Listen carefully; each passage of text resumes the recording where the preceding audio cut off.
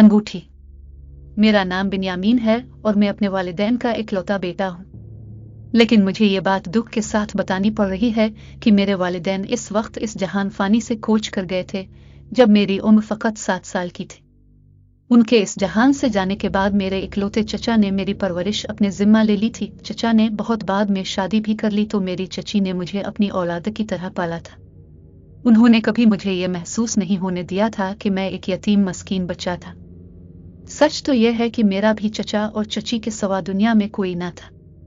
अल्लाह ताला की अजब मंशा थी कि उनके यहाँ कोई औलाद न हुई थी, लेकिन इस बात को भी दोनों मियाँ बीवी ने कभी दिल पर ना लिया था। शायद इसकी वजह यह थी कि मेरी मौजूदगी के सबब उन्हें कभी बे औलादी का एहसास ही नहीं हुआ था। मेरे लिए भी चचा और चची ही वालिदैन का दर्जा रखते थे। मुझे अपने वालिदैन बखूबी याद थे। मेरे चचा मेरे वालिद के हम शक्ल ही थे। यही वजह थी कि मुझे उनकी कमी दुनिया में कभी कुछ खास महसूस नहीं हुई। हाँ, अलबत्ता मुझे अपनी उम्मी की सूरत अच्छी तरह याद है। उनकी कमी में अक्सर बतौर एक अलहदा वजूद होने का महसूस किया करता था। मुझे वो अक्सर याद आया करती थी। इन दोनों की मौत एक हादसे में हुई। इस दिन वो मुझे चचा के पास छोड़कर गाड़ी में बैठकर दूसरे शहर गए हुए थे। गालिबन वहाँ किसी की फोतगी हुई थी। अबू ने कहा था कि बिन्यामीन तुम्हें चचा के पास छोड़ देते हैं, और उम्मी ने मुझे समझाते हुए ये बताया था कि बच्चों का ऐसे मौका पर काम नहीं, लिहाजा मुझे घर पर ही रहना चाहिए। और चचा जान भी हमारे साथ हमारे ही घर पर रुके थे।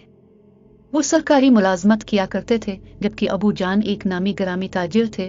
वो सोने का काम किया करते थे। सराफा बाजार में उनकी जाती एक दुकान थी।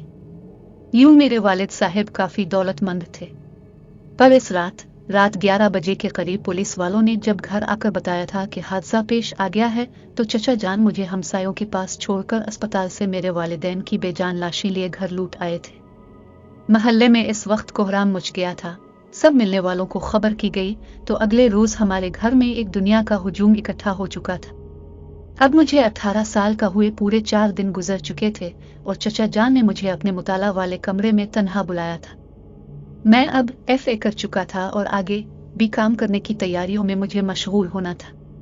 मैं जब चचा जान के मुताला वाले कमरे में दाखिल हुआ, जहां उन्होंने 3 दीवारों पर बड़ी सी अलमारियां भी रखी हुई थी, जिनके खानों में कुतुब को इंतहाई नफासत के साथ सजा कर रखा था। चूंकि मेरे चचा मुताले के शौकीन थे, इसीलिए घर में भी उन्होंने निहायत अदबी माहौल रखा हुआ था। मुझे देखते ही उन्होंने प्यार और नरमी से कहा, आओ बेटा, मुझे आज तुमसे बहुत सी जरूरी बातें करनी हैं। मैं खामोशी से सर झुकाकर पास रखे सोफे पर बैठ गया। बेटा, तुम्हें मालूम है कि तुम्हारे उम्मी अबू एक हादसे में फौत हो गए थे और आपके अबू एक नामी ग्रामी ताजिर और सर्राफ थे। उनकी दौलत और दुकान सब कुछ उनके मरने के बाद मेरी जिम्मेदारी में आ गया था। यूं आप 18 साल के हो चुके हैं, इसलिए मेरी जिम्मेदारी है कि मैं आपको उनका कल वर्सा वापस कर दूं। ये फाइल है, इसे अच्छी तरह से पढ़ लेना। कुछ दिनों के बाद दोनों बाप बेटा मिलकर उस पर काम करेंगे। मैंने मेज पर से वो फाइल उठा ली जो सफ़हात में काफी भारी थी। जी अबू जी। मैं चचा को अबू जी ही कहता था। वो फाइल हाथ में थामकर मैं सीधा अपने कमरे में वापस आ गया था। मैं बिस्तर पर लेटकर वो फाइल पढ़ना शुरू की तो इसमें मेरे मरहूम अबू जान की कल जायदाद के कागजात थे। साथ में दुकान, जमीनों, जेवरात, नकदी की मिकदार का तमाम हिसाब किताब इसमें दर्ज था। मैंने जब तखमीना लगाया तो अबू जान की फोतगी पर उनकी जायदाद की कल मालियत 1.5 करोड़ थी, जबकि अब वो पूरे 10 करोड़ की हो गई थी। नकदी को तो बैंक में डिपॉजिट के वजह से ज़रबी पर लग गए थे। 11 साल कबल जमा करवाया 100 रुपया आज के 800 या 1000 के बराबर हो चुका था। इन 11 सालों में मेरे चचा जान ने अबू जी की जायदाद में से 1 रुपया भी अपनी ज़ात पर मुझ पर नहीं लगाया था। मैंने वो फाइल बंद कर दी थी।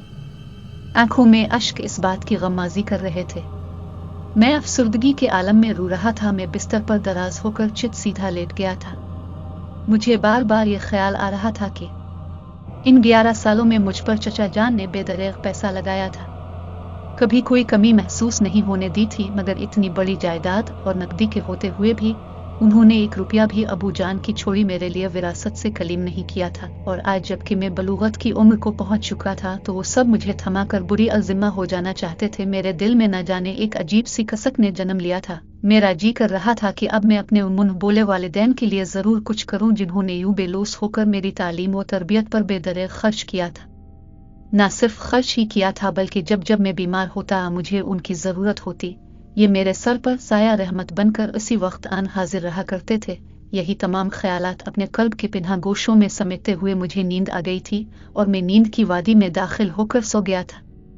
थोड़े दिनों के बाद मुझे बीकॉम में दाखिला मिल गया था। मैंने कॉलेज आना जाना शुरू कर दिया था।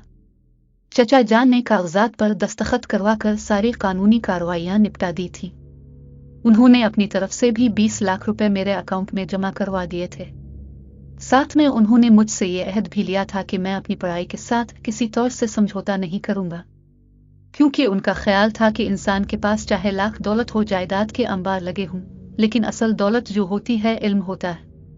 उन्होंने मुझे ये याद करवाया था कि इंसान का असल ज़ेवर तालीम है और असल दौलत इल्म है, और इल्म वो दौलत है जो हमसे कोई चरा नहीं सकता, छीन नहीं सकता। मैंने भी अपने बाप सम्मान चचा से इस बात का अहद कर लिया था कि मैं किसी कीमत पर भी तालीम नहीं छोड़ूंगा। बीकॉम के पहले साल ही मेरी मुलाकात नए दोस्तों से हुई, जिनमें अकील, वसीम सरे फहरिस्त थे। एफए के दोस्त तकरीबन न होने के बराबर हो चुके थे। कुछ ने मुलाजमतें इख्तियार कर ली थी और कुछ बीए करने लग गए थे, जबकि कुछ पढ़ाई छोड़कर मेहनत मजदूरी करने में मसरूफ हो गए थे। जो लोग बीए कर रहे थे उनका ख्याल था कि महज असनाद हासिल करके एमए कर लेंगे या किसी सरकारी या नीम सरकारी इदारे में उन्हें कोई आम सी नौकरी मिल जाएगी। जो लोग पढ़ाई छोड़कर कारोबार के मामलात में उलझ गए थे, इनमें से अक्सर की कोई ना कोई घरेलू मजबूरी आड़े आ गई थी या फिर पैसे की खुशबुश ने वक्त से पहले उन्हें अपनी जानिब खींच डाला था।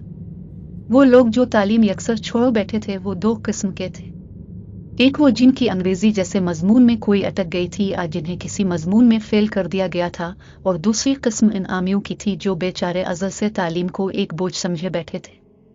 शायद वालिदैन और मुआशरे से वक्ती तौर पर जान छुड़ाने के लिए या शेख या गप्पे मारने की गरज से लोगों को जतलाने के लिए कि जी हम भी पढ़ रहे हैं, अपने साथ जिंदगी भर का अजीम तरीन मजाक कर रहे थे, जो मुस्तकबिल करीब में उन्हें और उन जैसों को बहुत महंगा पड़ने वाला था।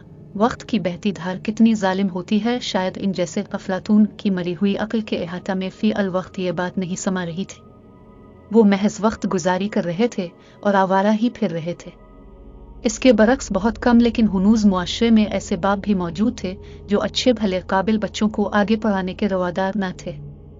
वजह इसकी जो भी रही हो, लेकिन अगर वतन अजीज में निज़ाम दुरुस्त होता तो हुकूमत अपने एक एक शहरी पर निगाह रखती और इस इंसानी वसीले को ज़ाय न होने देती। लेकिन हुकूमती सियासतदानों को अपनी पेट की दोज़ख इतनी गहरी थी कि सरकारी खजाने से वो भी ना भरती थी। वो इस अहम तरीन शोबे पर क्या निगाह रखते। यार, आज क्लास रूम में मेरा दिल सड़ गया, नासिर ने बुरा सा मुंह बनाकर कहा। मैं, अकील और वसीम भी बुरा सा मुंह बनाकर खड़े थे। अब देखो ना, सर ने कितने आराम से कह दिया है कि हम तालीम के शोबे पर नोट लिख कर लाएंगे, आदादो शुमार भी हमें खुद ही बतला दिए। वसीम ने भी बुरा सा मुंह बनाकर कहा, जिस पर मैंने इससे कहा, यार फॉर्मेलिटी ही है ना, अब इतने भी मुहिब वतन बनने की जरूरत क्या है। कागज का टुकड़ा लेना है हमें, बीकॉम की सनद मिलनी चाहिए हमें, और हमें क्या चाहिए। मैं तो ये कागज का टुकड़ा जरूर लूंगा भाइयों, चाहे इस टुकड़े की वतन अजीज में कोई कदर और कीमत हो या ना हो, ये कागज का टुकड़ा तो मैं लेकर रहूंगा। अकील ने सीना तान कर कहा, बाकी काम मेरे अबू का है, वो करेंगे मेरी सिफारिश और मुझे लगा देगी किसी ना किसी राह पर।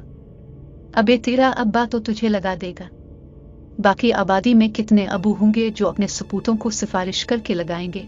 मेरा तो अब्बा कहता है कि बीकॉम के बाद क्लर्की कर लेना, वो तो अभी से ही अपने किसी दोस्त से बात करके चीन की नींद सो रहा है। वसीम ने इसकी बात पर कहा था, और मेरे तो अबूजी कहते हैं कि बीकॉम के बाद MBA करना पड़ेगा, ना जाने और कितना मुझे पढ़ना पड़ेगा। नासिर ने अपना सा मुंह लटका कर कहा था और मैं उनकी बातें खामोशी से सुन रहा था। मुझे तो बस अपने चचा जान और चची जान को हर हाल में खुश करना था। उन्होंने जो करम व एहसानात मेरे ऊपर किए थे, मैं उनके बोझ तले दबा हुआ था। मैंने दिल ही दिल में अल्लाह का लाख लाख शुक्र अदा किया था कि चचा जान और चची जान ने मेरी शख्सियत को मुकम्मल करने की गरज से जो मुझ पर वक्त और अपना पैसा लगाकर मेहनत की थी, अब कुछ अरसा बाद में उन्हें दिल और जान से राजी करने की नीयत बांधे बैठा हुआ था। ये दुनिया, ये मुल्क, ये लोग, मुझे किसी से कोई गरज न थी। कौन क्या कर रहा है, क्या सोच रहा है? किस ढंग में सोच रहा है? मैं तो फकत एक बात जानता था कि मेरी जात का महवर सिर्फ मेरे चचा चान और चची जान थे। वो मेरे बुजुर्ग थे और मेरे मौजूदा वालिदैन, बल्कि अगर ये कहा जाए कि अब वही मेरे वालिदैन थे तो ये भी गलत ना था। थोड़ी देर हम दोस्त यूं ही खड़े बातें करते रहे और फिर हम अपने अपने घरों की जानिब लौट आए। मैं जब घर लौटा तो चची जान ने बावर्ची खाने से बाहर निकलते हुए पूछा, बी काम में कोई मुश्किल तो पेश नहीं आ रही बेटा? तुम्हारे अबू भी पूछ रहे थे। अगर मुश्किल है तो ट्यूटर रखवा देंगे। मैंने उम्मी जान की तरफ मुस्कुरा कर देखते हुए जवाब दिया, नहीं उम्मी जान, अल्लाह का बड़ा एहसान है। आप वालिदैन की दुआएं हैं। मुझे सब कुछ समझ आ रहा है। बस तुम्हारे अबू जान फिक्रमंद थे। सुबह नाश्ते के दौरान ही उन्होंने मुझसे कहा कि बच्चे से पूछ लेना, क्योंकि एफए में इसके मज़ामीन और थे और अब तो बिल्कुल ही बदल चुके हैं। पहली मर्तबा पढ़ रहा है, कोई मुश्किल हो तो फौरी बताना। मैं अपनी पढ़ाई में संजीदगी से वक्त लगाता हूँ, थोड़ा थोड़ा करके वक्त के साथ साथ चलता रहता हूँ उम्मी जान। इस तरह मुझे मुश्किल नहीं होती, और अगर होती भी है तो अल्लाह की मदद और आपकी दुआओं से वो मुश्किल आसान हो जाती है। बस बेटा, अल्लाह ताला तुम्हें कामयाब करे। वालिदैन औलाद के लिए इससे ज्यादा और कर भी क्या सकते हैं।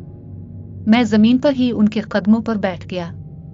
उम्मी जी, वालिदैन औलाद के लिए जो भी करे, चाहे किसी की निगाह में थोड़ा ही दिखाई दे, लेकिन सच तो यह है कि इस थोड़े में भी वो खुलूस और सच्ची मोहब्बत और शफकत होती है, जो पूरी दुनिया में किसी के बहुत कुछ कर देने से भी आया नहीं होती।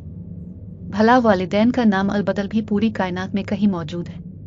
वो मेरे सर पर हाथ फेरते हुए बोले, अल्लाह तुम्हें सदा खुश रखे, हिदायत याफ्ता रखे, बरकत से नवाजे। जेवरात की संदूकची जो मेरे वालिद मरहूम ने मेरे नाम कर रखी थी, इस वक्त चचा जान ने बैंक लाकर से लाकर मुझे मेरे हाथों में थमा दी थी। बेटा, ये कल जेवरात हैं। इसमें सोना भी मौजूद है, चांदी भी मौजूद है। मैंने गिन लिए हैं, अब तुम भी गिन लो।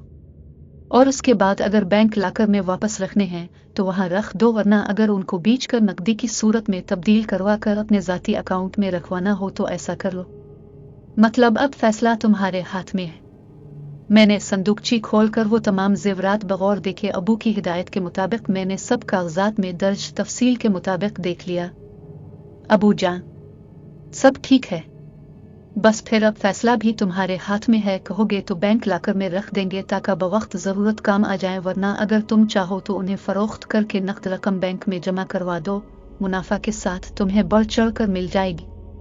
अब मैं अबू जान से इस बहस में उलझना नहीं चाहता था कि मुनाफा और सूद का फर्क क्या होता है, लेकिन मैंने कुछ सोचते हुए चचा जान से कहा, अबू जान, क्या वाकई इन जेवरात पर मेरा कुल्ली हक है? हाँ बेटा, ये भाईजान ने अपनी उम्र भर कमाए थे और तुम्हारे लिए ही कमाए थे।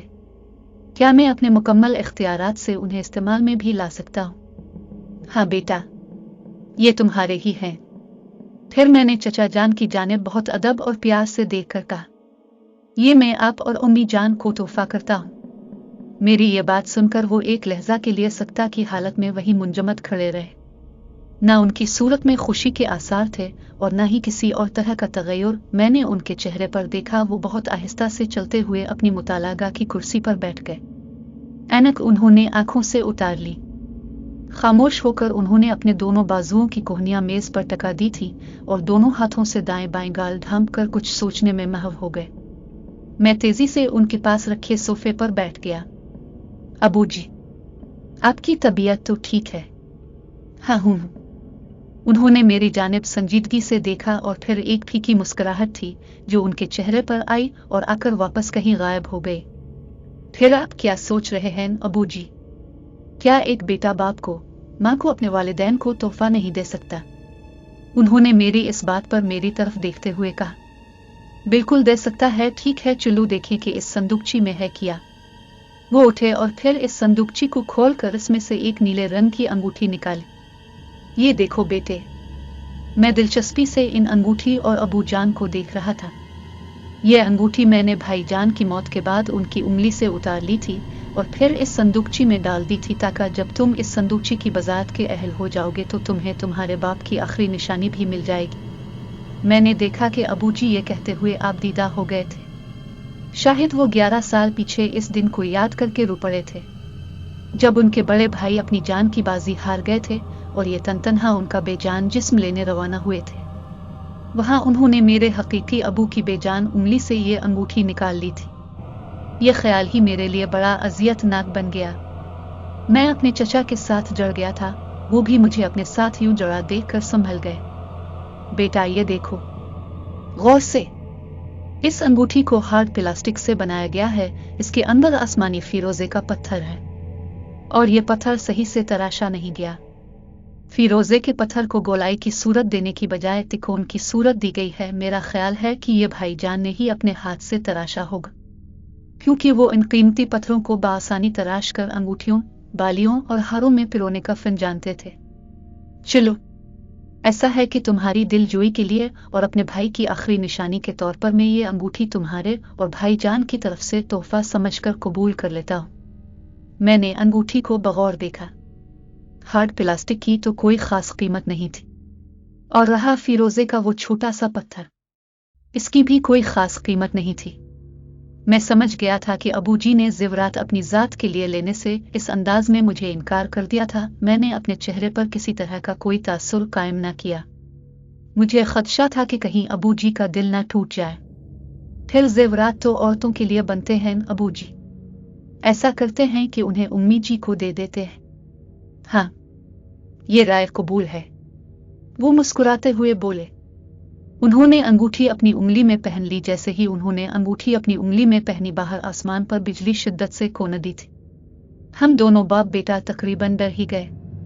हम तो चौंक ही उठे थे, और साथ ही आसमान पर बादलों के जोर से गरजने की आवाज सुनाई दी। लो, लगता है बारिश आने वाली है, अबूजी ने खिड़की की जानिब देखते हुए कहा। बहुत जोर का बादल गिरजा है अबू, अम्मी डर गई होंगी, हमें उनके पास जाना चाहिए। लाएं, मैंने संदूकची उम्मी जान के हवाले करके आऊं। चलो, ये कहकर दोनों घर के बड़े से मेहमान खाने के तरफ आ गए, जहां उम्मी जान इशा की नमाज पढ़ते हुए खौफ के आलम में अल्लाह से रहमत की बारिश की दुआएं मांग रही थी। वो पूरी आबादी की हिफ्ज़ व अमान की दुआएं मांग रही थी। हमें देखकर उन्होंने हाथ मुंह पर फेरे और हमारी तरफ मुतवज्जे हो गए। अब दोनों इस बड़े से घर में खुद तो इकट्ठे जाने कहाँ बैठ जाते हैं और मुझ गरीब को तन्हा छोड़ देते हैं। ये सुनकर अबू जान ने उम्मी जान की तरफ मुस्कुरा कर देखते हुए कहा, अरे नहीं बेगम, ये देखो तुम्हारा बेटा तुम्हारे लिए तोहफा लाया है। मैंने खुश होते हुए संदूकची उम्मी के कदमों में रख दी। अबू जान मुस्कुराते हुए हम दोनों की तरफ देख रहे थे। अम्मी ने संदूकची को हैरत से देखा और फिर कुछ न समझते हुए हम दोनों की तरफ देखा। मैंने संदूकची का ऊपर वाला ढक्कन खोल दिया। इतने सारे ज़ेवरात देखकर उम्मी जी का मन मारे हैरत और खुशी के खिले का खुला रह गया। खजाना, वो बोले, ये तुम्हें कहाँ से मिला? ये से इसके बाप के तरके से मिला, और अब इसका ये कहना है कि ये तुम्हें तोहफा करेगा। सो तुम अब ये तोहफा बखुशी कबूल कर लो, अबू जान ने खुश दिली के साथ कहा। उन्होंने उम्मी की जानिब देखते हुए हंसकर अपनी आंखों से ऐसा इशारा भी किया था जिसका मतलब था कि वो कुछ कहे बगैर इसे कबूल कर लें। मैंने खुद उनको इशारा करते हुए कुन आंखों से देखा था। अम्मी ने फौरन संदूकची का मुंह बंद कर दिया और ढेरों दुआएं मुझे दे। साथ में मुझे अपने सीने से लगाकर माथे को चूमा और फिर आसमान की तरफ हाथ करके दुआएं देती रही। मेरे दिल में सुकून व तमानियत की वो लहरें दौड़ें जो शायद कभी जिंदगी में मुझे पहले नसीब ना हुई होती। मैं वहां से ये कहकर अपने कमरे की जानिब खुश दिल्ली से लूटा था कि मैंने अभी कॉलेज का होमवर्क करना है अबू, मैं अपने कमरे में जा रहा हूँ। ये कहकर मैं मेहमान खाने से बाहर निकल आया था, लेकिन दरवाजे की टोह लेकर खड़ा हो गया था ताकि अपने वालिदैन को खुश होता देख सकूं। लेकिन मेरी खुशी इस वक्त हवाओं में तहलील हो गई जब मैंने उम्मी अबू को आपस में ये कहते सुना, अब तुम उन ज़ेवरात का क्या करोगी बेगम? अब्बा जान ने उम्मी जी से पूछा था। मैं उन्हें अपने बिन्यामीन की दुल्हन के लिए संभाल लूंगी, वो खुश दिली से बोले। ये ज़ेवरात पहनकर वो कितनी प्यारी लगेगी। ये मेरे बिन्यामीन का हक है, मेरे लाल का, मेरे बच्चे का। मुझे तुमसे यही उम्मीद थी बेगम। मेरे अबूजी ने उम्मी के कांधों से अपनी एक बाजू का हिसार बनाकर उन्हें अपने साथ जोड़ लिया था। तो और क्या, मैं बुढ़ी खड़ी क्या इन जेवरात को पहनकर फुर्ती अच्छी लगूंगी। और फिर अभी तो मेरा जेवर है जी, मेरा आपके और बिन्यामीन के सवा दुनिया में है ही कौन। मैं दिल ही दिल में एक बात सोचता हुआ अपने कमरे की जानिब चल पड़ा। कॉलेज का होमवर्क तो मैंने क्या खाक करना था। मैं बिस्तर पर दराज होकर एक ही बात सोचता रहा, माँ बाप से बढ़कर दुनिया में भला कोई हो सकता है जो इतना मुकद्दम हो। ये होते हैं माँ बाप, तमाम उम्र अपना आप भुलाए बैठे फकत अपनी औलाद का सोचते जाते हैं। बाहर बारिश बहुत तेजी से जोर और शोर के साथ शुरू हो चुकी थी और मैं तमाम रात आंखों में आंसू लाए फकत यही दुआ पढ़ता रह गया, ये मेरे पालने वाले उनके साथ ऐसे ही रहम फरमा जैसा कि उन्होंने मेरे साथ किया था जब मैं छोटा था। बीकॉम मैंने इम्तियाजी नंबरों से मुकम्मल कर लिया तो अबू जी ने मुझे आगे MBA में दाखिला लेने का हुक्म दिया। अब वो अक्सर दफ्तर से छुट्टी लेकर घर पर रहने लग गए थे। उन्हें कोई मर्ज लाहिक हो गया था, लेकिन डॉक्टरों की समझ में नहीं आ रहा था कि उन्हें कौन सा मर्ज लाहिक हो चुका है। उम्मी जान ने भी कितनी बार दरियाफ्त किया था कि कहीं उन्हें कोई सोच तो नहीं है, कोई परेशानी तो नहीं है, लेकिन अबू जान ने दिल की कुशादगी और सच्चाई के साथ हम दोनों माँ बेटे पर वाजे कर दिया था कि ऐसी कोई बात नहीं थी और वो खुद भी इस मर्ज के आगे बेबस थे। उन्हें तो खुद समझ में नहीं आ रहा था कि यह मर्ज है क्या। कभी खांसी का ऐसा दौरा उन पर लाहिक होता कि टलने का नाम ना लेता, तो कभी शुगर इतनी हाई हो जाती कि लाख अद्वियात के इस्तेमाल पर भी ना संभलती। कभी गशी के दौरे पड़ते तो कभी ब्लड प्रेशर इतना हो जाता कि चढ़ता तो नीचे आने का नाम ही ना लेता। हर टेस्ट करवा चुके थे लेकिन रिपोर्ट सब टेस्टों की ठीक आती। शुगर का मुस्तकिल आर्जा भी उन्हें ना था, ये भी कभी कभार जिस वक्ती हो जाता। डॉक्टरों ने फ़कत एहतियाती तदाबीर बता दी थी, लेकिन मैंने अमीक निगाहों से जब अबू जान की रोज़ोशब पर उनके मालूमात ज़िंदगी खुराक अटिका बैठक पर गौर किया तो मुझे एक बात ने ज़हनी प्रागंदगी में मुब्तला कर दिया था। मेरे मुशाहदे में ये बात आई थी कि वैसे तो अबू जी वो फ़िरोज़े वाली अंगूठी हर वक्त नहीं पहने रखते थे, लेकिन जब वो ये अंगूठी एक वक्त मुकर्रर तक पहने रखते तो फिर उनकी सेहत पर अजीब से असरात मुरतब होने लगते थे। मैं एक पढ़ा लिखा नौजवान था, अब मेरी उम्र भी 22 साल थी। मैं तवहम परस्त तो न था, लेकिन अबू जान की गिरती हुई सेहत और इस वामे ने कि ये सब हो ना हो इसी अंगूठी की वजह से हो रहा है, मेरा सोचने का अंदाज यकसर तब्दील कर दिया था। बिलाखिर मैंने इस बात का जिक्र अपने दोस्तों से करने की ठानी थी। मैं अभी ये बात अबू जान या उम्मी जान से नहीं करना चाहता था। मेरे काबिल एतमाद दोस्तों में सिर्फ नासिर ऐसा दोस्त था जो मेरा राजदार भी था। कॉलेज में भी काम के बाद वही एक था कि जिससे मेरी मुलाकात का सिलसिला हुनूज जारी और सारी था। हम दोनों इकट्ठे MBA में भी साथ साथ पहुंच चुके थे। जब कैंपस से हम फारिग होकर बाहर निकले तो मैंने इसे चाय पर मदऊ किया। हम दोनों यूनिवर्सिटी के कैंपस से मुल्हका एक कैंटीन में आमने सामने कुर्सियों पर जा बैठे थे। हमारे दरमियान छोटी सी मेज हाइल थी जिस पर कैंटीन वाले ने 2 चाय के कप रख दिए थे। यार, मैं आजकल एक अजीब सी परेशानी में मुब्तला हूँ। मैंने बात का आगाज किया तो उसने बगौर मेरी जानिब देखकर पूछा, कैसी परेशानी? और फिर मैंने अपने दिल के सारे खदशे को साफ साफ बयान कर दिया। वो कुछ देर तक सोचों में गुम बैठा रहा और फिर उसने मेरी तरफ आंखों में आंखें डालकर पूछा, अगर मैं ये कहूँ कि यही बात तुम वालिद साहिब से करो, क्या तुम खिसकोगे? मैं उसके यूं पूछने का मतलब समझ गया था।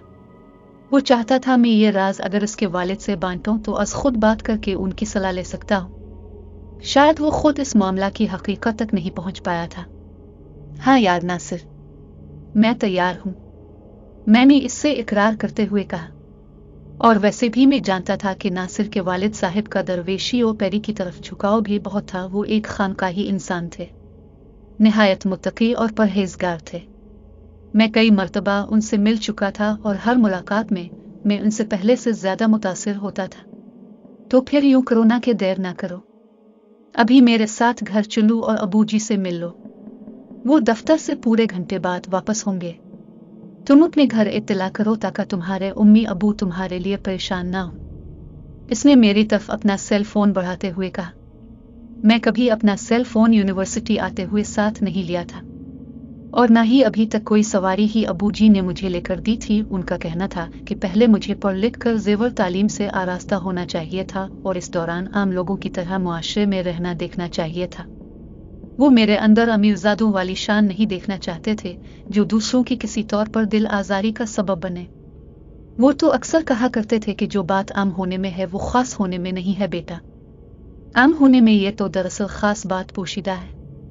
उनकी बातें उनकी जिंदगी के तजुर्बात का निचोड़ थी और मैं अंधे होकर अबू जी की हर बात को न सिर्फ गौर से सुनता था बल्कि फौरी उन पर अमल पैरा भी हो जाया करता था। एक दफा उन्होंने ये भी बताया था, बेटा, जिस राह से बाप ठोकरें खाकर गुजर चुका है, इस पर जब बेटा चलना शुरू करता है तो बाप उसे इस रास्ते के हर पत्थर से पेशगी मतला कर देता है ताकि बेटा ठोकर ना खाए, बल्कि एहतियात से वहां से बिला ठोकर खाए निकल जाए। इसलिए बड़ों के तजुर्बे की रोशनी से सीखना चाहिए। इस तरह वक्त भी बचाता है और तुम लोग हमसे भी आगे बढ़ सकोगे। वो अक्सर बातें करके मुझे रहनुमाई दिया करते थे। थोड़ी देर के बाद मैं नासिर के हमरा उसकी गाड़ी में सवार होकर उसके घर पर था और फिर कुछ मिनटों के बाद इसके अबू भी घर वापस आ गए थे। लिबास तब्दील करके नासिर ने जब यह बताया कि मैं भी साथ हूं तो वो मेहमान खाने तक आ गए थे। हम तीनों साथ बैठ गए थे। वो हम दोनों के सामने वाले सोफे पर बैठे थे।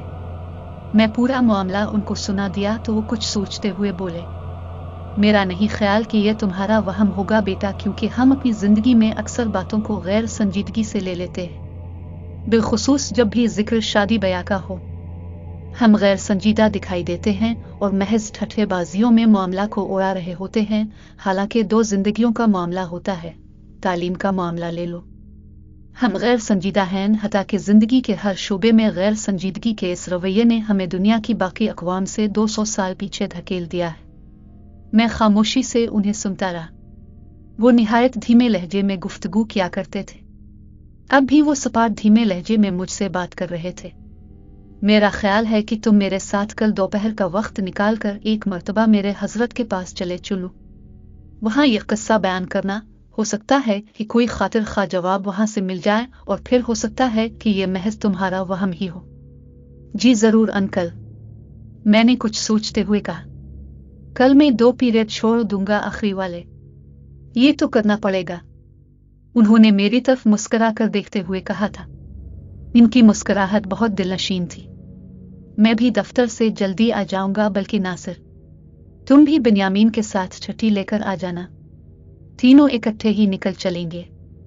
फिर वो कुछ सोचते हुए बोले, ऐसा करो कि कल के लिए सिर्फ अपने अबूजान से वो अंगूठी मांग लो, और हो सके तो वो अंगूठी भी पीर साहिब को दिखा देना, ये ज्यादा मुनासिब रहेगा।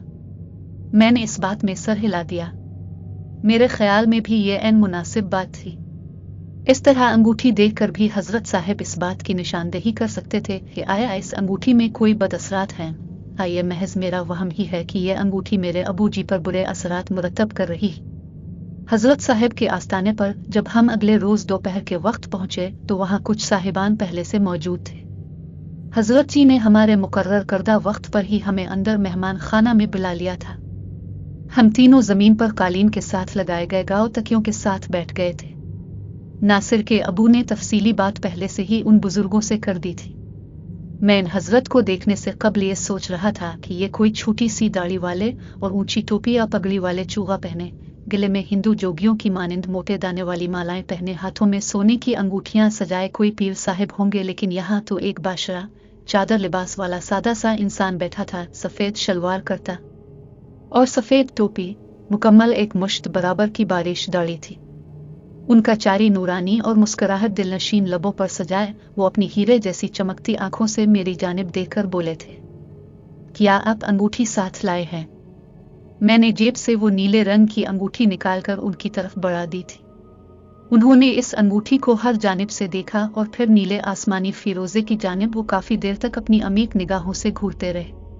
फिर वो अंगूठी मेरी जानिब वापस लुटाकर उन्होंने मुझसे मुखातिब होकर कहा, बेटे, आप अपने अबू जान से कहीं कि 7 दिन यह अंगूठी ना पहने, और अगर इजाजत ले लें तो यह अंगूठी इस फकीर के पास 7 दिन के लिए छोड़ दे। बंदा इस्तिखारा करके अल्लाह ताला से रहनुमाई हासिल कर लेगा। मुझे उनकी ये बात दिल को भा गई थी। वो वाकई अल्लाह के मुखलिस बंदे थे।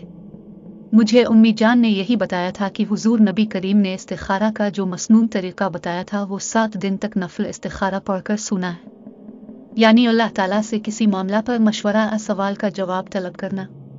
मैंने उनसे हामी भर ली कि अगर मेरे अबू जान ने इजाज़त दे दी तो मैं यकीनन ये अंगूठी उनके हवाले कर दूंगा ताकि वो मेरे इस वहम को दूर कर सकें कि ये अंगूठी मेरे अबू जान की सेहत पर बुरे असरात मुरतब करने का कोई सबब है।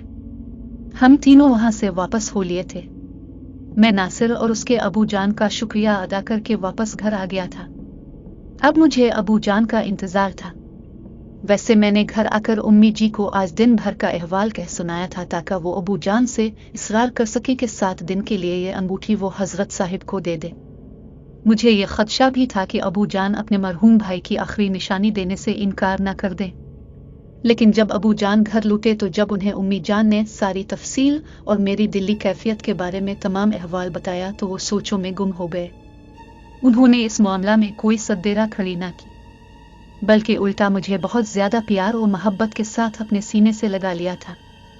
मुझे उनके सीने से उठती हुई वो पितरी शफकत की गर्मी बहुत परसुकून लगी थी। मैं दुनिया और माफिया को इस शफकत भरी हरारत के लिए कुर्बान कर सकता था। पूरे 7 दिन बाद जो इंकिशाफात मेरे सामने आए वो दिल को छलनी कर देने के लिए काफी थे। ये अंगूठी दरअसल शैतानी छल्ला था। इस अंगुश्तरी के फिरोजे में नजर आ रहा था, लेकिन दरअसल ये शैतान की महर थी। मेरे लिए ये इंकिशाफात बहुत हैरान कुन थे। फिर हजरत ने वो अंगूठी अपनी उंगली पर पहने बगैर महज इसके छिले को पकड़ते हुए वो अंगूठी एक सादा कागज पर दबाए रखी और फिर जब वो कागज हमारे सामने किया तो इस पर अजीब सा नक्श उभरा। ये एक ऐसी सूरत थी जिस पर एक चेहरे की फैली हुई नोकदार आंखें बनी हुई थी। उसके 2 बैल नुमा सींग थे, दोनों कान चूंचदार, दांत बाहर की जानिब निकले हुए और मुंह के कोनों से निहायत नोकीले और बड़े बड़े से। इसकी भनवें ऊपर की जानिब उठती हुई सी थी। इस कागज पर यह खौफनाक सूरत देखकर मुझे एहसास हुआ कि फिरोजे की ऊपरी सतह खुरदरी क्यों थी। इसे बहुत गहराई वाली नजर से देखकर ही कोई ये जान सकता था कि यह तिकोन के अंदर दरअसल एक शबी है, और यह शबी वाज़े तौर पर शैतान की शबी थी। नासिर और उसके अबू जान भी ये सब अपनी नजरों के सामने देख रहे थे। नासिर के चेहरे पर तो हवाइयां उड़ रही थी, मेरी हालत भी उसकी हालत से मुख्तलिफ नहीं थी। अलबत्ता नासिर के अबू निहायत संजीदगी से इस शबी को देख रहे थे। मैं तो आगे कुछ बोल नहीं पा रहा था क्योंकि मेरी समझ में अभी तक ये मामलात नहीं आ रहे थे। वैसे भी मैं रूहानी दुनिया का आदमी नहीं था। मुझे यूं सोचों में गुमसिम देखकर नासिर के अबू जान ने हजरत साहिब से दरियाफ्त किया, हजरत, क्या इस अंगूठी पर शैतानी असरात हैं? और अगर ऐसा है तो फिर उनको ज़ाइल करने का कोई तरीका? फिर हजरत ने हम तीनों की तरफ मुस्करा कर देखा और कहने लगे, बात यह है कि इस अंगूठी को शैतान ने खास तौर पर इंसानों को अपने दाम में जकड़ने की गरज से बना रखा है। आयूं कह लीजिए कि जो लोग किसी वजह से हिर्स व हवस, जर जाना जमीन में मुब्तला हो जाते हैं और अल्लाह ताला की बनाई तकदीर से राजी नहीं होते, वो उल्टे हथकंडे इस्तेमाल करके अपनी तकदीर के साथ खलियान करने लगते हैं, तो जिंदगी की राह में कहीं ना कहीं किसी ना किसी शक्ल में इब्लीस उनसे मिलता है। वो उनसे मुआहदा करता है। ये लोग जो हारिस होते हैं इसके जाल और फरेब में फंस जाते हैं। ये लोग समझते हैं कि उनका काम बाई हाथ इस्तेमाल करने से बन जाएगा, लेकिन दरअसल वो लाइन उनसे जिंदगी की बरकत को छीन लेता है। और यूं ये कुछ लोग जर जन और जमीन उनसे मुंसलिक मकसद के हुसूल जिसके लिए भी ये सब कर गुजरते हैं, इसे हासिल करके भी खुश नहीं होते और अजीब अल्लाह तरह की जिंदगी में मुब्तला कर दिए जाते हैं और अजीब अंदाज में अचानक मौत का शिकार भी हो जाते हैं। दरअसल ये लोग शैतान लईन के लिए बनाई हुई दोज़ख का ईंधन बन जाते हैं, जबकि इब्तिदा में दोज़ख सिर्फ शैतान के लिए बनाई गई थी। लेकिन फिर जब इसने कहा कि ए अल्लाह, मैं सिर्फ अपने काले करतूतों में इंसानों की भी अपने साथ मिला लूंगा, तो फिर अल्लाह ताला ने फैसला दिया कि ठीक है, मिला लेना। जो तेरे साथ मिलेंगे मैं उन्हें भी तेरे साथ दोज़ख का ईंधन बना दूंगा। क्या शैतान बनफ्स नफीस इंसानों को बहकाता है? मेरे जहन में सवाल आया तो मैं हजरत से कर दिया था, क्योंकि उनकी ये बातें मेरे लिए बिल्कुल नई थी। मैंने भी कोर्स की हद तक इस्लाम पढ़ रखा था, और सच तो यह है कि पूरी कौम की तरह इस्लामियात और मुताला पाकिस्तान जैसे सब्जेक्ट में कभी सेर हासिल वक्त में ने भी नहीं लगाया था। मेरे इस सवाल पर उन्होंने नफी में सर हिला दिया। ऐसा मुमकिन हो भी सकता है, लेकिन अमूमी तौर पर ऐसा मुमकिन नहीं होता। शैतान का काम अक्ल पर और दिल पर हमला करना है। यह सिर्फ दूर से ही तसर्रुफ करता है। अल्लाह ताला की चारों कुतुब में मौजूद है, क्या शयातीन तुम्हें वहां से देखते हैं जहां से तुम उन्हें नहीं देख सकते। ये इंसानों में बंदों को चुनते हैं। कुन बंदों को चुनते हैं हजरत? मैंने दोबारा सवाल किया तो उन्होंने वजाहत पेश की, जिन बंदों के दिलों में ईमान रासिख नहीं हुआ होता। फिर उन्होंने वो अंगूठी मेरी तरफ बढ़ाकर कहा, अपने अबू जान से कहना कि यह अंगूठी वो किसी दरिया में बहा दे, उसे कतई ना पहने, क्योंकि जो शख्स इस अंगूठी को पहनेगा वो यकीनन नागहानी मौत मरेगा। यह सुनकर मेरे दिमाग में फौरी तौर पर मेरे आजहानी वालिदैन की यादें ताज़ा हो गई थी। मुझे दिल की बेचैनी ने घेर लिया था। मेरे बेचैन चेहरे के तासुरात को गालिबन हजरत जी ने पढ़ लिया था। वो मेरी जानिब मुस्कुराकर बोले, क्या हुआ बिन्यामीन बेटा, तुम्हारे चेहरे पर बेकरारी क्यों आ गई है? मैंने हिचकिचाते हुए उनको जवाब दिया, हजरत, एक सवाल दिल में कहीं अटक गया है, जिसका जवाब अगर मरहमत फरमा दे। हाँ पूछो। यहाँ आकर कोई हिचकिचाता नहीं, जो तुम्हारे दिल में है पूछो। वो निहायत दोस्ताना अंदाज में गोया हुए थे। तब मैंने अपने दिल का हैजान दूर करने की गरज से सवाल किया, हजरत, मैं इस अंगूठी की नहूसत की वजह से आज अपने वालिद और वालिदा के साया रहमत से महरूम हुआ हूँ। वो शैतानी सिफत दरिंदा नुमा इंसान कौन है जिसने ये अंगूठी बनाई और इंसानों में फैलाकर उनकी जिंदगियों से खेल रहा है? क्या ये राज मालूम हो सकता है? वो मेरी बात सुनकर कदरे संजीदा हो गए थे। नासिर के अबू जान भी मेरी तरफ संजीदगी से देख रहे थे। नासिर भी मेरी तरह मगरिबी तालीम याफ्ता जवान था। वो दिल ही दिल में मेरे सवाल पर मुझे दाद दे रहा था। हजरत ने मुझसे मुखातिब होकर कहा, अपने वालिदैन की इजाज़त लेकर रोज़ाना मगरिब के बाद से सुबह फजर तक मेरे साथ 40 दिन रहो। तुम्हारे सवाल का जवाब अल्लाह ताला तुम्हें खुद दे देगा। तरीक़ा मैं बता दूंगा, घबराने की ज़रूरत नहीं। यहाँ सिर्फ अल्लाह की किताब पढ़ाई जाती है और अल्लाह का जिक्र करवाया जाता है। बस एक बात का ख्याल रहे कि सफ़ेद रंग के लिबास में आना है। बाकी अगर अल्लाह पाक ने कबूल किया और उसकी रज़ा शामिल हाल रही तो आगे के मामूलात तुम्हें यह फ़कीर बता देगा। और फिर उन्होंने नासिर के अबू जान की तरफ देखते हुए उनसे कहा, सूफी साहिब, अब भी अगर 40 अय्याम अपनी मसरूफ जिंदगी से निकाल ले तो क्या खूब हो जाए। खूब गुजरेगी जो मिल बैठेंगे दीवाने दो। फिर हजरत मेरी जानिब देखते हुए होले से हंस कर दोबारा बोले, दो नहीं बल्कि इस मर्तबा दीवाने 3 होंगे। इनकी ये बात सुनकर नासिर के अबू जान ने नासिर की तरफ इशारा करते हुए कहा था, हजरत, उससे भी कबूल फरमा लेते। मैंने नासिर की तरफ देखा तो कदरे फीका सा मुंह बनाकर रह गया था। हजरत ने नासिर के अबू जान से फ़कत इतना कहा था, दीन में जब नहीं और याद रहे कि हमारा काम फ़कत दावत हक देना है। हिदायत मांगने वाले को अता होती है, बना मांगे मोहब्बत इलाही का जाम दरबार पाक से कभी अता नहीं होता। मैंने हजरत से अपनी सारी मुलाकात की तफसील अबू जान और उम्मी जान को घर वापस आकर मनो अन सुना दी थी, जिस पर अबू जान ने मुझे कंधे पर हल्के से थपथपाते हुए दादो तहसीन दी थी। मैंने उन्हें भी साथ चलने को कहा तो वो बोले, मैं दफ्तर से काफ़ी छुट्टियां कर चुका हूँ, वरना मैं भी तुम्हारे साथ वहाँ 40 दिन अल्लाह की याद में मशगूल हो जाता। अब तो दफ्तर वाले मुझे छोड़ेंगे भी नहीं। उन्होंने मुझे हजरत के साथ मगरिब से फजर तक रहने की इजाज़त दे दी थी। सबसे अहम बात यह थी कि अबू जान ने अपने तौर पर हजरत के बारे में बहुत सी तफसील मालूम कर ली थी। उनके दफ्तर में भी हजरत जी के 2-3 अकीदतमंद मौजूद थे।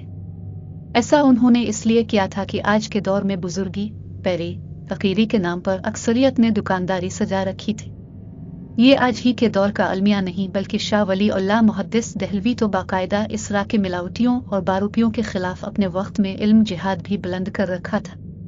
ये बातें इल्मी सतह पर ही उन लोगों को मालूम थी जो उलमा इस्लाम हैं, वरना अवाम तो इस हकीकत से ही दूर थी कि जिस खुश नसीब उम्मत के बीच में अल्लाह की किताब मौजूद हो फिर उनके मसाइल का हल सिवाय किताब अल्लाह की मुकम्मल पैरवी के और कहाँ मिल सकता था।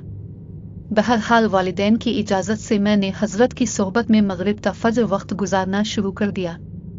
हजरत ने इस दौरानिये में मुझ पर कोई ख़ास पाबंदियां नहीं लगाई थी। उन्होंने मुझ पर नमाज की पाबंदी करने पर जोर दिया।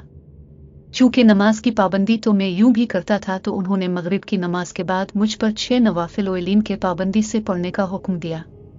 इन 6 नवाफिल के बाद मुख्तसर बयान देकर हजरत जिक्र इलाही जो कि अल्लाह के ज़ाती नाम पर मबनी होता था वो कराते। हम सफ़ों में बैठते सीधी कतारों में और इशा की नमाज से थोड़ा पहले तक अल्लाह हो अल्लाह की ज़रबें अपने कल्ब पर लगाते और इस पाक ज़ात का नाम दिल ही दिल में लिया करते थे। यहाँ रहते हुए मैंने एक बात सीखी कि हज़रत के कल्ब की इस्लाह और अखलाकियात पर भरपूर जोर दिया जाता था। हज़रत तहज्जुद के वक्त सबको उठा दिया करते थे और फजर की अजान तक 1-1.5 घंटा फिर जिक्र इलाही में मशगूल करते। तहज्जुद की नमाज भी इस अरसा में बाकायदगी से पढ़ाई गई थी। यहाँ मैन बातों को बहुत अहमियत हासिल थी। कलील कलाम, कलील ताम और कलील आराम। हमें हर वक्त दिल ही दिल में जी हुजूर पैदा करने की तलकीन की जाती थी, यानी इस तरह से हर सांस लो के हर सांस में अल्लाह का जिक्र जारी रहे। बल्कि तवज्जो तो इस बात की दी गई थी कि दुनिया के हर लम्हे ऐसे जिंदगी गुजारो जैसे अल्लाह ताला को देख रहे हो, और अगर बाल गर्ज नहीं देख रहे, जैसा कि वाकई में नहीं देख सकते, तो कम अज कम इतना ही सोच कर जिंदगी गुजारो कि वो अल्लाह की पाक ज़ात तो तुम्हें देख रही है। ये चंद बातें मैंने इन दिनों में हजरत के पास रहते हुए सीखी थी। मुझे सुबह अजान और नमाज फजर के दौरान 2 सुन्नतों के बाद खुसूसी तौर पर ताकीद की गई थी कि मैं सूरत न शरीफ की तिलावत करूं। अलबत्ता इशा की नमाज के बाद मुझे एक वजीफा पढ़ने की तलकीन की गई थी, जो बमुश्किल 15 मिनट में मैं पढ़कर सो जाया करता था। फिर दिन यूं ही गुजरते रहे। मुझे ना तो ख्वाब में कोई इशारा हुआ और ना ही किसी माफौक अलफितरत जरिया से ही मैं इस शख्स के मुतालिक जान सका जिसकी वजह से शैतानी अंगूठी की नहुसत की बदअसर ने मेरे वालिदैन की जान ले ली थी। फिर 40 दिन भी मुकम्मल हो गए। नासिर के वालिद साहिब वो बहुत खुश हो रहे थे। उन्हें ना जाने दुनिया और माफिया की कौन सी दौलत नसीब हो गई थी। उनका चेहरा लाल सुर्ख हुआ जाता था। पहले से कहीं ज्यादा चमक में उनकी आंखों में देखी। चेहरे का नूर भी दुगना हो चुका था। जिन हजरात ने इस दौरान हजरत के साथ ये वक्त गुजारा था, वो सब ही तकरीबन खुश व खुर्रम दिखाई दे रहे थे। सब मुलाकाती जब वहां से रुखसत हो गए तो मैं हजरत के पास आखिरी मुलाकात के लिए हाजिर हुआ। मेरे दिल में ये शको था कि मेरी झोली नहीं भरी थी। मैंने जिस मकसद के लिए 40 दिन की रियाजत की थी, मुझे इस मकसद में अभी भी कामयाबी नहीं मिली थी। शायद अल्लाह ताला ने मेरे लिए बेहतर नहीं समझा था कि वो इस शख्स के मुतालिक मुझे आगाही देता जिसकी शैतानी तैयार करदा इस मनहूस अंगूठी की बदौलत मेरे सर से मेरे हकीकी वालिदैन का साया उठ गया था, वो भी इस उम्र में जब मुझे उनकी हर तरह से जरूरत थी। हजरत ने मुझे अपने सीने से जोर से भींचा और कहा, अजीजम, अब इस अंगूठी को इशा की नमाज के बाद तहज्जुद की नमाज होने तक बगौर देख कर बगैर गिने कसरत से वही वजीफा पढ़ते हुए जो अल्लाह के सिफाती नामों से एक नाम का वजीफा था, अपने सामने रखकर घूरते रहेंगे। पलकें झपकी आना झपकी उसकी कोई बंदिश नहीं। अक्सर लोग समझते हैं कि पलकें नहीं झपकानी हैं, तो ये इंसानी फितरत के खिलाफ बात है, इसीलिए आपको वाजे कर रहा हूँ। कल मुलाकात करेंगी, फिर बाकी की बातें इंशाअल्लाह कल होंगी। ये कहकर उन्होंने हमें रुखसत कर दिया। मैंने कोई और सवाल हजरत से नहीं किया था, बस खामोशी से उनके आशियाने से अपने घर वापस लौट आया था। रात इशा की नमाज बाजमात अदा करने के बाद मैंने घर आकर इसी अमल पर अपनी तवज्जो को मरकूज कर दिया था। घर वाले भी रात को इशा के बाद जल्द सो जाने के आदी थे। मैं अपने कमरे में था। मैंने 0 वॉलेट का बल्ब कमरे में रोशन किया। अंगूठी मैंने अपने पास अलमारी में रखी हुई थी, वो मैंने निकाल कर अपने सामने मेज पर रखी और जाए नमाज मैंने इस अंदाज में बिछा लिया कि अंगूठी पर मेरी नजर पड़े तो सामने में कबा रुख भी रहूं। और फिर मैंने अव्वल 11 मरतबा दुरूद पढ़कर वजीफा शुरू कर दिया। मैं अल्लाह ताला का वो सिफाती नाम दिल ही दिल में इस उम्मीद के साथ लेता रहा कि शायद आज अल्लाह ताला को मुझ पर रहम आ जाए और वो मेरे मकसद में रहनुमाई कर। मुझे इस बात का कामिल यकीन था कि अल्लाह ताला से मांगो तो वो जरूर अता करता है। इंसान को वही मिलता है जिसकी वो कोशिश करता है। फिर तकरीबन आधी रात का पहर होगा कि मेरे सामने अंगूठी का वो मंजर एकदम तब्दील हो गया। मैंने अपने पुराने घर को देखा जहां मैंने अपनी उम्मी जी को देखा। मैंने देखा था कि मैं स्कूल से लौटा हूं। मैं सीधा उम्मी जी के गिले लग गया हूं। अम्मी मुझे प्यार करते हुए कुछ कहा था। वो मुझसे खाने का पूछ रही थी। फिर मैंने देखा कि घर में अबू जी भी दाखिल हुए। उन्होंने मेरी तरफ देखकर कोई बात की थी। मैंने वो बात सुन ली थी। और सुनाओ पहलवान, स्कूल कैसा जा रहा है? वो मुझे प्यार से पहलवान कहकर मुखातिब करते थे। मैंने कोई जवाब ना दिया। मैं उनके करीब आया। अबू जी, मैंने पुकारा, लेकिन वो उम्मी से इसी तरह बात करने में मसरूफ रहे। अबू जी, मेरी बात सुने। मैंने दोबारा पुकारा था। मेरी आवाज मुझे दूर से आती महसूस हो रही थी। वो अब भी उम्मी से बातें किए जा रहे थे। फिर उन्होंने खाने की मेज की तरफ हंसकर देखा और बोले थे, और पहलवान, वापसी पर तुम्हारे लिए चिप्स लाऊं या चॉकलेट? मैंने हैरत से इस जानिब देखा जिस जानिब अबू ने देखते हुए मुझसे ही पूछा था। जब मैंने इस तरफ नजरें दौड़ाकर देखा तो मेरे रूंगटे खड़े हो गए। खाने की मेज की कुर्सी पर एक और मैं बैठा था। वो मैं ही था जो खाना खा रहा था। इस बिन्यामीन की उम्र 7 साल थी। वो चहक कर बोला, चॉकलेट। मैंने अबू की तरफ देखा तो वो दौड़ से इस बिन्यामीन को फिजाई बोसे दे रहे थे। मेरे अबू जान मुझे बहुत चाहते थे, वो मुझसे बहुत प्यार करते थे। मैं उनका लाडला था, इकलौता बेटा था। मैं इस वक्त अबू की तरफ देखकर बोला, अब्बू जी, मुझसे बात करें, मैं यहाँ हूँ। लेकिन उन्होंने मेरी बात अनसुनी करते हुए उम्मी जान को मुखातिब किया था। वो बावर्ची खाना में जाकर उम्मी से कुछ कहने लगे थे। मुझे यूँ महसूस हुआ कि किसी अनदेखे नर्म और नाजुक हाथ ने मेरे शानों से पकड़कर मुझे बावर्ची खाना की तरफ धकेलना शुरू कर दिया। मैं गैर दानिस्ता तौर पर इस जानिब बढ़ने लग गया था। इस मर्तबा अबू जान की आवाज़ मुझे वाज़े सुनाई दी थी, लेकिन इस आवाज़ की कैफियत यूँ थी जैसे अबू जान किसी खाली कमरे में बात कर रहे हों, क्योंकि आवाज़ में चारों तरफ से गूंज सुनाई दे रही थी। बेगम, आज मैं गया था मलंगी बाबा के पास। वो मुझे एक अंगूठी देंगे। इस अंगूठी को मैं और तुम 40 दिन बारी बारी पहनेंगे तो कारोबार में दिन दुगनी रात चौगनी तरक्की होगी। अच्छा, मेरी उम्मी चहकते हुए बोली थी, क्या कोई जादुई अंगूठी है? हाँ, इस पर समंदर की रहमत है। अबू ने भी खुश होते हुए कहा था। भाई, अब भी अनोखी बात कह रहे हैं। अल्लाह की रहमत तो सुन रखा है, लेकिन समंदर की रहमत क्या होती है? इतनी गहराई में मैं नहीं गया। वो कह रहे थे कि तुम 3 हो, इसीलिए अंगूठी भी तिकोन में ही बनाकर देंगे। कौन कह रहे थे? अम्मी ने हैरत से दरियाफ्त किया। मलंगी बाबा। और कौन? अबू जी ने कदरे ऊंचे बोलते हुए बताया था। तो अम्मी ने चाय एक कप में डालकर अबू जी की तरफ देखा। ये बाबे शाबे तो बस, इनके चक्रों में पड़ने की आपको क्या जरूरत पेश आई थी? जिंदगी में कौन सी चीज की कमी है जो आपको मजीद और कुछ चाहिए? वो चाय का कप अबू को थमाते हुए बोली, अल्लाह का दिया सब कुछ तो है हमारे पास। मैंने आगे बढ़कर इसी वक्त उम्मी जान की बात की तायद करते हुए अबू जी से कहना शुरू कर दिया, अम्मी जान बिल्कुल ठीक कह रही हैं अबू जी। आपको खुदा का वास्ता है उम्मी जान की बात सुन ले।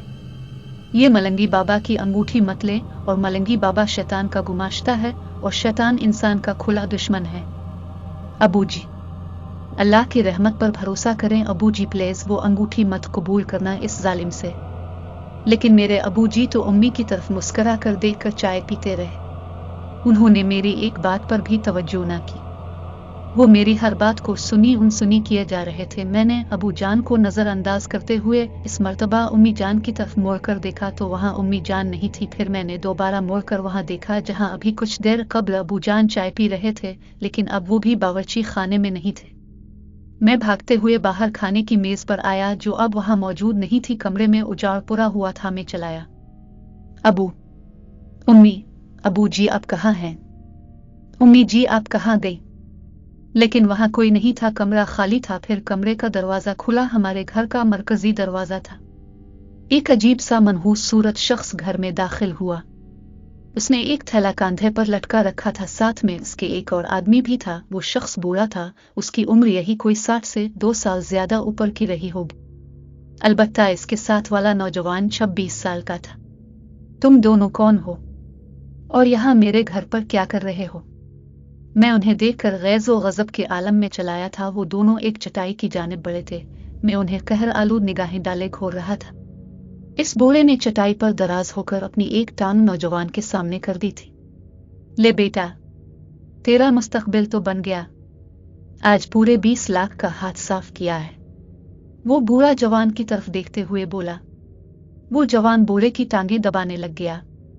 कल इस थैले में मौजूद रकम अपने ज़ाती बैंक अकाउंट में जमा करवा देना।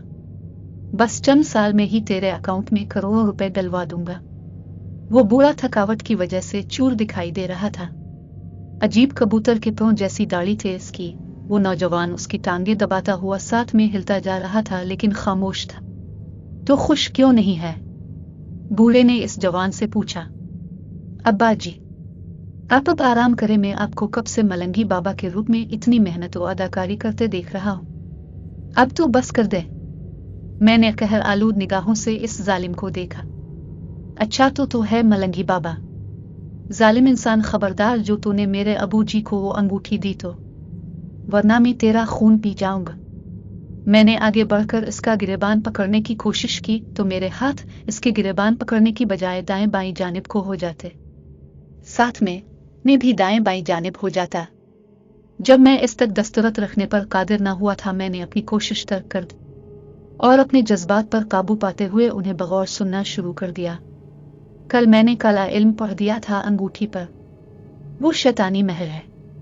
वो इस लालची सर्राफ के हवाले कर देना और 2 लाख रुपए ले लेना। वो बूढ़ा अपने नौजवान बेटे से मुखातिब था। अब्बा जी, अब तो आराम कर लो। वो नहीं, अब आराम तो करेगा। ये अंगूठी मैंने तेरे सर का सदका चुकाने के लिए ही खास तौर पर बनवाई है। बस मेरे मरने के बाद अब तुझ पर कोई बोझ नहीं पड़ेगा। ये लालची सर्राफ मरेगा और उसकी बीवी और बच्चा, देखो तो दुनिया में सब कुछ होकर भी पेट और नफस नहीं भरा इसका, इसलिए ये कुर्बानी के लिए जायज है। ये बातें सुनकर मुझे शदीद तैश आ गया। मैं दुश्मनाम तराजी करते हुए उधर नजरें दौड़ाएं और इस जानिब को बढ़ा जहां बावर्ची खाना था, ताकि वहां से कोई चाकू या छुरी उठाकर इस मलंगी बाबा को कत्ल कर सकूं। लेकिन मेरी हैरत की इंतहा ना रही जब मैंने अपने आप को गाड़ी की पिछली सीट पर पाया। नदीम मलिक साहब बहुत भले आदमी थे, मालूम नहीं अचानक किया हुआ। बड़ी जवां साला मौत है। सामने स्टीयरिंग वाली सीट पर अबू जी गाड़ी चला रहे थे, साथ वाली अगली नशिस्त पर उम्मी जान बैठी हुई थी। आप ठीक कहते हैं, अम्मी जान ने अबू की बात का जवाब दिया था। अबू जी गाड़ी रोके। मैं पिछली नशिस्त पर था, मैं जोर से चलाया था। प्लीज अबू जी गाड़ी रोके। लेकिन मेरी एक भी आवाज ना अबू जी को और ना ही उम्मी जी को सुनाई दे रही थी। वो आपस में ही गुफ्तगू किए जा रहे थे। उन्हें तो ये भी मालूम नहीं था कि मैं इस वक्त उनके अक़ब में बैठा हूं। मुझे एहसास हो गया था कि मैं उनकी निगाहों से ओझल हूं। ना मेरी आवाज उनके कानों तक जा सकती थी और ना ही वो मुझे देख सकते थे, जबकि मैं इनको देख भी रहा था और सुन भी रहा था। जाने कौन सी बरज़ख मुझ में और उनमें हायल हो गई थी, और ये सब किस कानून कुदरत के तहत हो रहा था, मेरी समझ में कुछ नहीं आ रहा था। मैं अब खामोशी से अबू जान और उम्मी जान को बारी बारी घोर रहा था। मेरा दिल अंदर ही अंदर रो रहा था। मैं नहीं चाहता था कि वो गाड़ी का ये सफ़र जारी रखे। उनकी बातों से मैंने अंदाज़ा लगा लिया था कि वो अपने आखिरी सफ़र को ही निकल खड़े हुए हैं। यही वो रात थी जब वो किसी की फोतगी से वापस लौट रहे थे और फिर अचानक हादसा पेश आ गया था, और इस मनहूस रात के बाद मुझे मेरे उम्मी अबू कभी दिखाई ना दिए थे। मैंने बगौर देखा तो अबू जान ने वो अंगूठी अब भी अपनी उंगली में पहन रखी थी। अबू जी, प्लीज सुन ले मुझे, ये अंगूठी उतार दे अबू जी। अबू जी, खुदा के लिए ये शैतानी छल्ला उतार दे। मैंने अबू जी की मिन्नतें समाजत करते हुए रोना शुरू कर दिया था, लेकिन ये सब बेसूद साबित हुआ। अगले ही लम्हे एक सियाह चौगी वाला ऊंचा लंबा तरंगा शख्स गाड़ी के सामने खड़ा दिखाई दिया। इसकी सूरत बिल्कुल इसी अंगूठी के नक्श से मलती जलती थी।